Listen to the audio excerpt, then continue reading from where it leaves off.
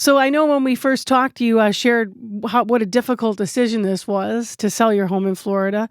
Tell me a little bit more about why you're choosing not to return to the States this winter. Well, we're choosing not to return to the States due to the fact that we're essentially in, I guess you would call it an economic war with the U.S. And we just chose to spend our money in Canada as Canadians rather than give it to a regime that we don't necessarily agree with at all. Have you wavered since we talked in April? I mean, now it was a hard decision as you explained, but now we're getting into those winter months. Yeah, it's still a hard decision. It still was a hard decision.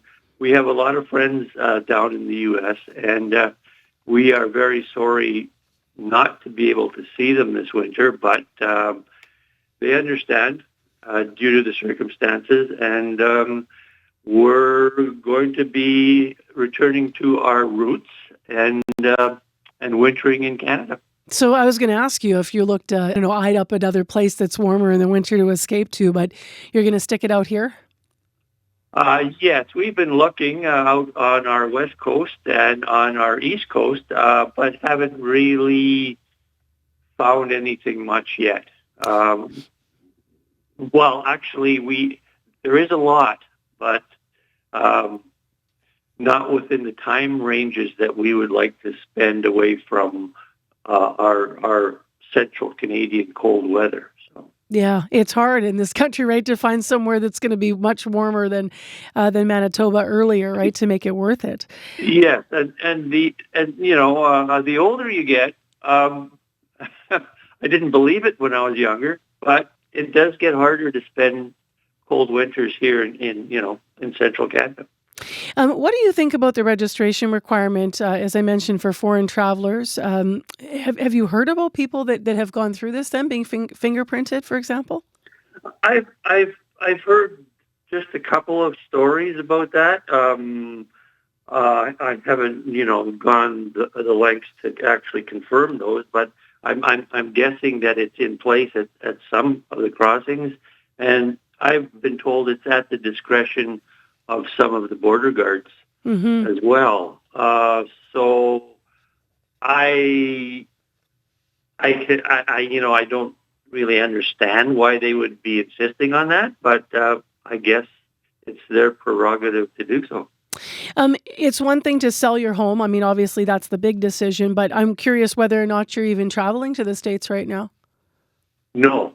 We like I say, our money stays in Canada. It stays primarily in Manitoba or in Ontario, and that's we haven't even considered traveling at all, except possibly down east to Niagara Falls, where friends from the U.S. would drive up into Niagara Falls to meet us there.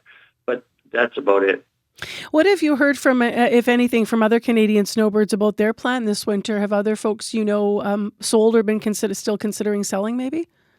Yes, there are friends of ours that are considering selling, and I feel very bad for them because they had just bought recently.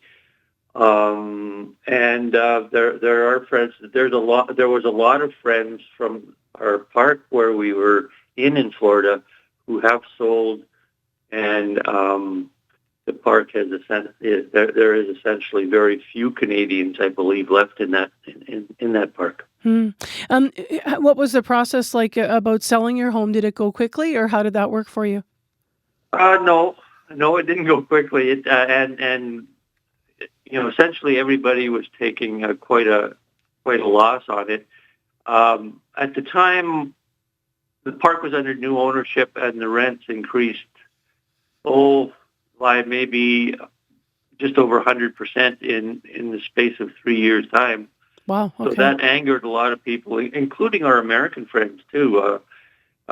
So that's when the sale started, and then after the election in the U.S. last November, that kind of put the nail in the coffin, so to speak. And we practically, to a person, Canadians, decided to sell and leave. Can you imagine a day? I just want to interject here because I'm just curious. Can you imagine a day when you might go back to the U.S.? Like you've Yeah. talked about your convictions, so I'm just wondering what it would take for you to feel comfortable going back to that country. Well, it would take a change in the government, and it would take a change in their policies towards Canada. So, Brian, thank you very much. I hope you land somewhere warm, if not for a property for a visit this winter. Appreciate having you on again. okay. Yes, we are going up to like Elkhorn Resort in Clear Lake in the like in Clear Lake. All right. Manitoba made getaway. Everyone's supporting those. Exactly. So that's what we're doing. You take care. Thank you. Okay. That sounds nice right now, escaping to a resort, maybe a little hot tubbing on a day that's dipping below zero. That's Brian Jamieson. He's a Manitoba Snowbird. We wanted to do a follow-up conversation with him now that the weather's turning. He sold his home in Florida this spring. He will now spend the winter here, as you heard, in southern Manitoba.